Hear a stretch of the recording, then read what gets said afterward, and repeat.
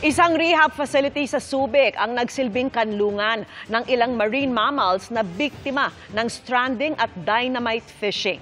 Ang lagay ng cute na marine mammals sa pangangalaga nila, tinutukan ni Martin Javier. Meet rough-toothed dolphin Marshy, spinner dolphin Valentina, spotted dolphin Sam, and Maxine, a pygmy killer whale. But they're not your ordinary marine mammals. Dahil alam nyo bang biktima sila ng stranding at dynamite fishing? Taong 2004 na-rescue si Sam sa Samal, Bataan.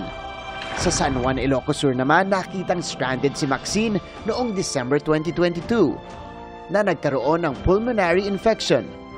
Si Marshy natagpo ang may mga sugat sa katawan sa Dunsol, Pangasinan, May last year.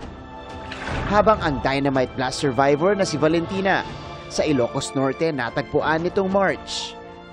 Tatlo sa kanila nagka-problema sa pandinig.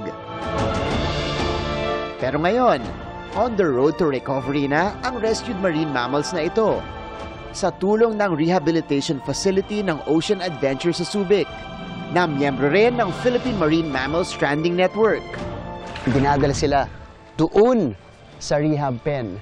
At pag nag-recover na sila, kapag okay na sila, pag ready na sila, lilipat naman sila dito sa open water facility.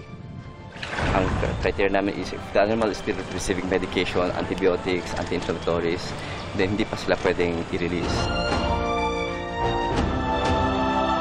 May mga kondisyon po tayo na yung mga rescued marine mammals natin, meron silang impairment o kondisyon na hindi na sila makakabalik sa open water. Katulad po neto ni Maxine, our pygmy killer whale. Medyo po bingi na yung kabilang side niya. So pag bumalik siya sa open water, delikado na para sa kanya. Para sa GMA Integrated News, ako si Martin Javier. Nakatutok 24 oras.